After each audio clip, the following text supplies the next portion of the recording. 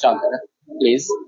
साथियों, इलेक्शन जम्मू कश्मीर के शुरू हो गए और इलेक्शन शुरू होने के साथ ही राजनीतिक दलों ने अपना सही रंग दिखाना जो है वो शुरू कर दिया।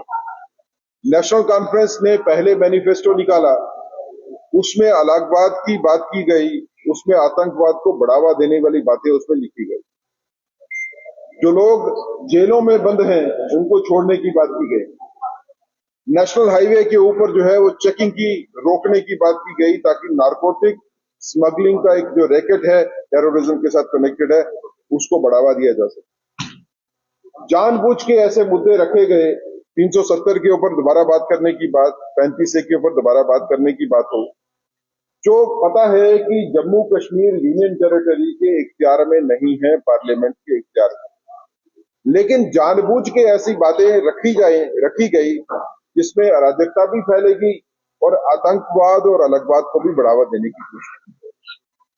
लेकिन नेशनल कॉन्फ्रेंस का मैनिफेस्टो आने के इमीडिएटली बाद जानते हुए कि नेशनल कॉन्फ्रेंस की मंशा क्या है, ये जानते हुए कि मैनिफेस्टो में नेशनल कॉन्फ्रेंस ने क्लियर कर दिया कि वो अलगवाद को बढ़ावा देने की ताकतों को मजबूत करेंगे, वो आतंकवादियों को मजबूत करेंगे और वो देश को तोड़ने की बात करने वालों को भी सहारा देंगे। इसके जानने के बावजूद भी कांग्रेस ने नेशनल कॉन्फ्रेंस के साथ अलायंस किया। तो क्या कांग्रेस जो है वो नेशनल कॉन्फ्रेंस का मैनिफेस्टो को मानती है और उसी एजेंडा को जो है वो जम्मू के ऊपर भी अप्लाई करना चाहती है? जम्मू की जनता को भी अब ये फैसला करना पड़ेगा कि कांग्रेस का हाथ नेशनल कॉन्फ्रेंस का मैनिफेस्टो को पकड़े हुए है। तो क्या जम्मू खित्ते के लोग चाहते हैं कि आर्टिकल 370 और 35A की बहाली हो? क्या जम्मू के लोग चाहते हैं कि आतंकवाद भी बढ़े और अलगवाद जो है उसको भी बढ़ाने की बात जो करने वाले हैं उनको सत्ता में लाना है? ये दो ताकतें, नेशनल कॉन्फ्रेंस और कांग्रेस, इन दो ताकतों का मिलने का मतलब साफ है कि आप लोग अंदर से एक ही हो। आप लोग, कांग्रेस के लोग, जम्मू वाले लोगों को गुमराह करने के लिए आप व्यक्तित्व को डिफरेंट देते हो, लेकिन जिन ताकतों के साथ मिलकर आप बैठे हो वो ताकतें वो है कि जम्मू विरोधी ताकतें हैं। ये जम्मू के लोगों को जो शांति से रह रहे हैं उनको शांति से नहीं रहने देंगे। जो आतंकवाद और अलगवाद कश्मीर में था, उस आतंकवाद और अलगवाद को आप जम्मू में लाने की कोशिश है। पत्थरबाजों को आप छोड़ोगे, वो जो लोग क्रिमिनल केसेस में इन्वॉल्व हैं जेलों में, उनको छोड़ोगे तो समाज की क्या दिशा होगी? जहां भारतीय जनता पार्टी जो देशभक्त हैं उनको आगे बढ़ाने की बात करती है। भारतीय जनता पार्टी ने मैंडेट दिया किश्तवाड़ में, अगर आप देखें तो जिन लोगों ने देश के लिए अपनी जान दी उनके घर की बच्ची को हमने मैंडेट दिया। और अगर आप देखेंगे कि नेशनल कॉन्फ्रेंस में और पीडीपी ने किन लोगों को मैंडेट दिया अपना, वो लोग जो हमेशा से आतंकवाद की बात करते रहे हैं, जो समर्थन करते रहे हैं अलगाववाद का, उनको मैंडेट दिया। तो दो धाराएं जम्मू कश्मीर में, राजनीतिक धाराएं अब बह रही हैं। एक वो जो राष्ट्र को मजबूत करना चाहती हैं, जो देशभक्तों का सम्मान करती हैं, जो चाहती हैं कि जम्मू और कश्मीर दोनों खित्तों में जो है वो शांति स्थापना हो, और दूसरी वो ताकतें जो शांति के खिलाफ काम करती हैं, जो राष्ट्र विरोधी और जनता विरोधी ताकतों को मजबूत करना चाहती हैं, जो जम्मू कश्मीर को पीछे धकेलना चाहती हैं 10 साल पहले वाली पोजीशन। जम्मू कश्मीर अब आगे बढ़ चुका है। अब जम्मू कश्मीर शांति की ओर जो है वो बढ़ रहा है, यहाँ पे तरक्की भी हुई। यहाँ के युवा लोग अब देखते हैं कि आने वाले वक्त में कितनी नौकरियां उनको मिलेंगी। भारतीय जनता पार्टी ही एक पार्टी है जो आश्वासन देती है कि हम युवाओं का भी ध्यान रखेंगे, महिलाओं का भी ध्यान रखेंगे, किसानों का भी ध्यान रखेंगे। अगर शेड्यूल कास्ट, शेड्यूल ट्राइब की तरफ किसी ने सोचा तो भारतीय जनता पार्टी ने सोचा। अगर पीओजे के रेफ्यूजीज हो, जहां वेस्ट पाकिस्तान के रेफ्यूजीज हो, उनकी बात किसी ने की तो वो भारतीय जनता पार्टी ने की। कस्टोडियन की जगहों के ऊपर लोगों को राइट दिलवाने की अगर बात की तो भारतीय जनता पार्टी ने बात की। ये सभी चीजों को देखते हुए भारतीय जनता पार्टी ये जनता से अपील करती है कि देश विरोधी ताकतों को पहचानिए। ये लोग आपके बीच में ही आए हैं, आपके बीच में बैठ के काम करेंगे और बाद में आपके अगेंस्ट सारे के सारे फैसले जो है वो। तो राष्ट्रहित में सजग रह के वोट डालिए। भारतीय जनता पार्टी को आपने देखा, परखा और आपने पाया है। पिछले 11 साल तकरीबन हो गए सत्ता में रहते हुए दिल्ली में। इस पीरियड में आपने देखा कि मोदी जी ने जो कहा उसको किया। जो हम वादे करते हैं मैनिफेस्टो में, वो वादे हम पूरे करते हैं। जब 2014 में हमने वादे जितने किए, उनमें से 95% से ज्यादा वादे हमने पूरे किए। 2019 में जितने वादे हुए पार्लियामेंट्री इलेक्शन के मैनिफेस्टो में, उसमें भी 95% से ज्यादा वादे पूरे हुए। भारतीय जनता पार्टी वादे करती है निभाने के लिए, दूसरी पार्टियां वादे करती हैं जनता को गुमराह करने के लिए, क्योंकि उनकी कोई मंशा नहीं होती वादे पूरे करने की। वो सिर्फ आपके वोट के लिए बात करते हैं। हम वोट की बात नहीं, हम वोट से पहले देश की बात करते हैं। अगर हमको कहीं पे नुकसान भी होता है पॉलिटिकल, लेकिन देश मजबूत होना चाहिए भारतीय जनता पार्टी की। आपका अगर कोई क्वेश्चन होगा तो नेशनल कॉन्फ्रेंस ने एक ओमर अब्दुल्ला ने कल मुलाकात की है यूएस डिप्लोमेट से। आपको क्या लग रहा है ये किस तरफ अंदेशा जाता है? असेंबली इलेक्शन चल रहे हैं और उस बीच यूएस के डिप्लोमेट से मुलाकात करना और ट्रैवल एडवाइजरी को लेकर बातचीत करना। देखिए, जैसे पार्लियामेंट्री इलेक्शन में हुआ, उससे पहले भी कितने डिप्लोमेट जो है वो कांग्रेस को मिले और बाद में हमारे सामने ये सत्य आया कि बाहर की ताकतें जो है वो इंडिया के इलेक्शन को इफेक्ट करने के लिए जो उन्होंने कैसे काम किया, कैसे बाहर से पैसा आता है भारत के इलेक्शन को जो है वो चेंज। अब यही स्ट्रेटेजी जो है जम्मू कश्मीर में इस्तेमाल की जा रही है। यही स्ट्रेटेजी जिसके तहत एक डर का माहौल जनता में पैदा किया जाएगा और आउटसाइड इन्फ्लुएंस जो है वो लाया जाएगा ताकि यहाँ के लोग जो है वो गुमराह हो सके। जैसे पार्लियामेंट्री इलेक्शन में हमने देखा कि कितने ज्यादा ताकतें जो है वो बाहर की सोशल मीडिया के थ्रू, नेटवर्क्स के थ्रू जो है उन्होंने लोगों को गुमराह करने की कोशिश की। अब यही स्ट्रेटेजी जो इन्होंने दिल्ली में इस्तेमाल की पार्लियामेंट्री इलेक्शन में, वही स्ट्रेटेजी जो है जम्मू कश्मीर में इस्तेमाल करना चाहते हैं। लेकिन जम्मू कश्मीर के लोग सजग है। हम आतंकवाद से लड़के बाहर निकले हैं। हमारे को पता है कि आतंकवाद का समर्थक कौन है और आतंकवाद के साथ लड़ने वाला। आपने बीजेपी ने भी पीडीपी का साथ जो है लाइन करके सरकार बनाई, उसके ऊपर आप क्या कहेंगे? देखिए, भारतीय जनता पार्टी की और पीडीपी की जो अलायंस थी, उसके अलावा कोई और पॉसिबिलिटी जो है वो गवर्नमेंट चलाने की नहीं थी। उसके अलावा यहाँ पे अगर गवर्नमेंट नहीं बनती तो अराजकता फैल जाती। तो उस माहौल में भी हमने एक मिनिमम कॉमन प्रोग्राम बना के जो है उसमें गवर्नमेंट बनाई थी। हम कोई पीडीपी के एजेंडा के ऊपर नहीं चले थे, बल्कि हमने पीडीपी को अपने एजेंडा के हिसाब से कराया।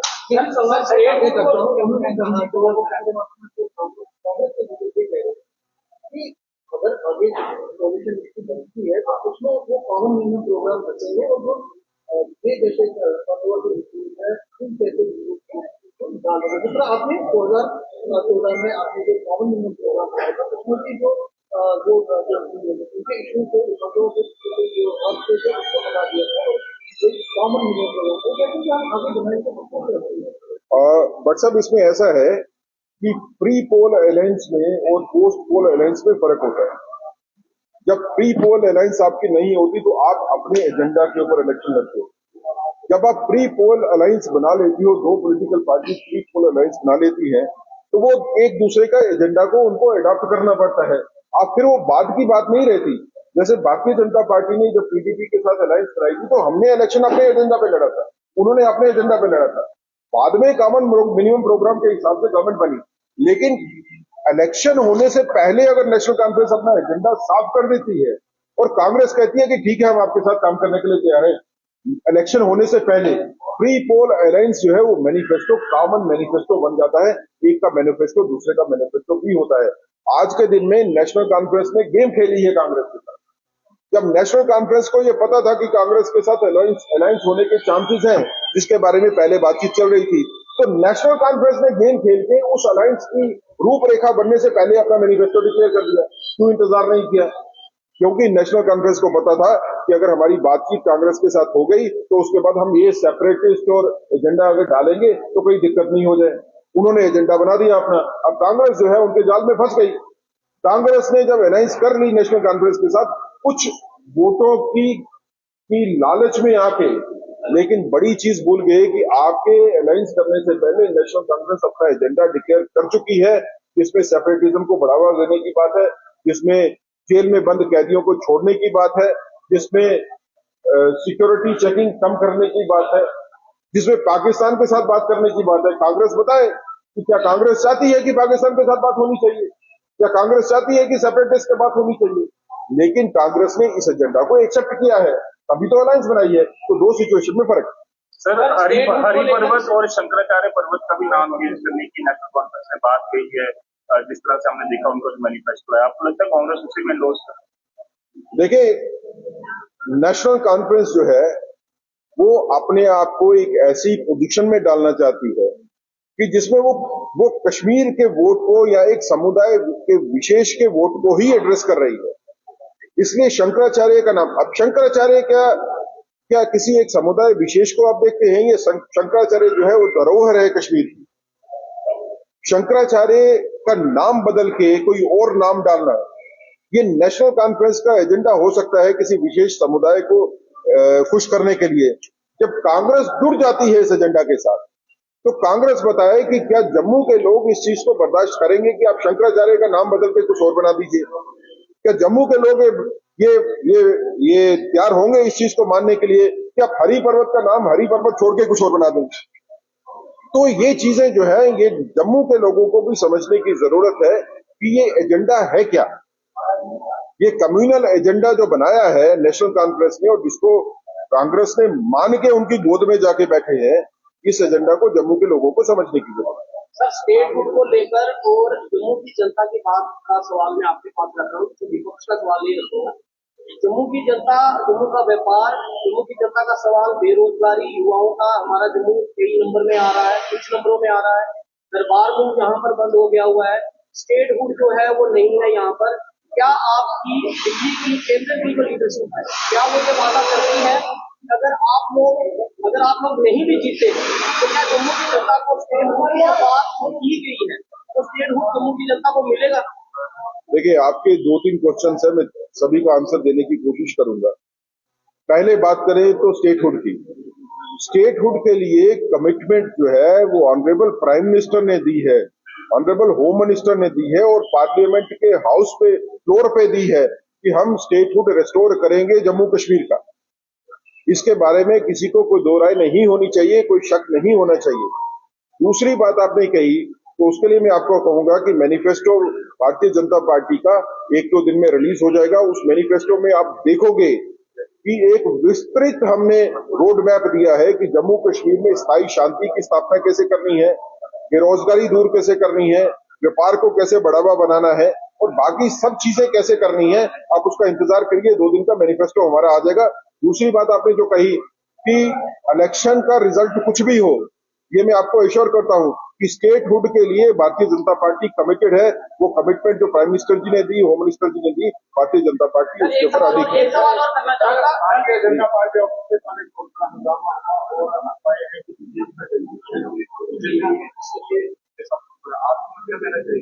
देखिए, भारतीय जनता पार्टी का विजन जम्मू कश्मीर के लिए जो है उसके बारे में हमको तो कोई डाउट नहीं है और जनता को भी कोई डाउट नहीं है। वो एक क्लियर विजन है कि हम चाहते हैं कि जम्मू कश्मीर में स्थायी स्थापना हो, शांति की स्थापना हो, जम्मू कश्मीर में बेरोजगार खत्म हो, जम्मू कश्मीर के ट्रेड को बढ़ावा मिले, फार्मर्स को जो है वो और सहूलियतें मिले, महिलाएं यहाँ पे सशक्त हों। जो दूसरी चीज का आपने जिक्र किया कि भारतीय जनता पार्टी के ऑफिस में कोई रोष प्रदर्शन हुआ, तो इस तरह के रोष प्रदर्शन जो है वो हर पार्टी में होते ही हैं, होंगे भी, क्योंकि सीट देने वाली तो एक होती है, मांगने वाले हो सकता है 50 भी हो। तो हर आदमी को लगता है कि मुझे सीट मिलनी ही चाहिए।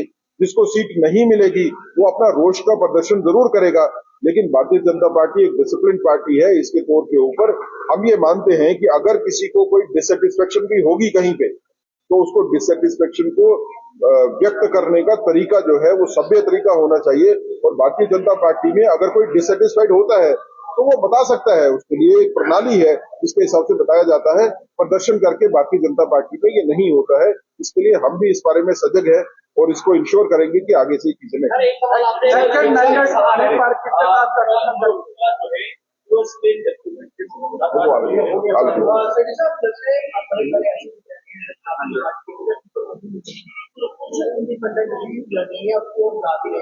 अपने ही लोगों को जब पार्टी देखने के सामने भी बंधन खड़े हुए हैं, क्या नुकसान होता है? देखिए, भारतीय जनता पार्टी में ऐसा नहीं होता, ये कार्डर बेस्ड पार्टी है।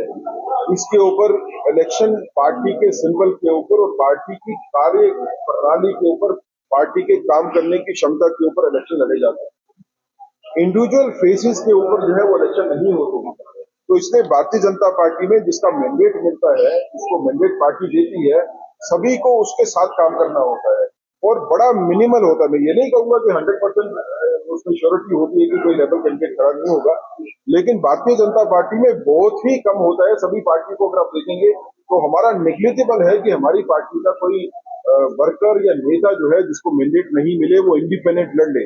तो भारतीय जनता पार्टी कार्डर बेस्ड पार्टी होने की वजह से वी आर एश्योर्ड कि जिसको मैंडेट मिलेगा सारी की सारी पार्टी का जो है उसके साथ खड़ा सर, इस तरह की नाराजगी के बाद ये संभव है कि जो लिस्ट जारी की थी जो हटा दी गई बात बदलाव हो सकते हैं? देखिए, ये कहना हमारे बस में तो नहीं है, ये हमारी क्षमता में नहीं है ये कहने के लिए कि नई लिस्ट जो है वो कब आएगी या कैसे आएगी, लेकिन उसके लिए आपको भी इंतजार करना पड़ेगा।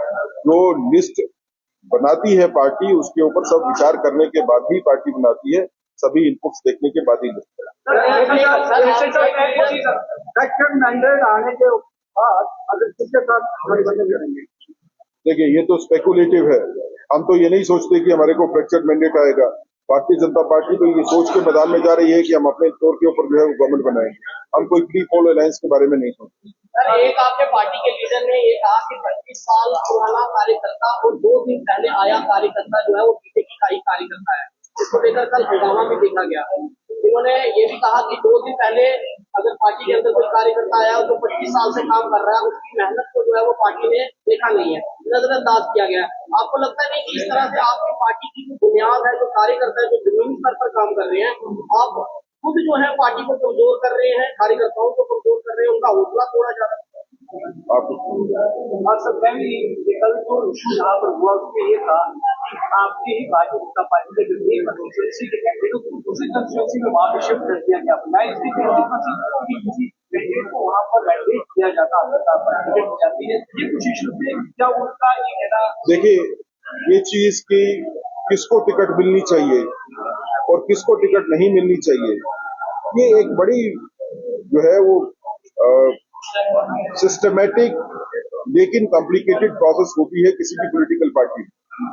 उसमें वर्कर्स का इनपुट भी होता है, फिर आपको जनता से इनपुट भी लेना है, उसके बाद आपको विनेबिलिटी कैंडिडेट की देखनी है। लेकिन ये सोचना कि कोई 2 साल से पार्टी में है और कोई 20 साल से पार्टी में है, उसमें कोई मतभेद होगा या कोई फर्क किया जाएगा, वैसा पॉलिटिकल पार्टी में नहीं होता है।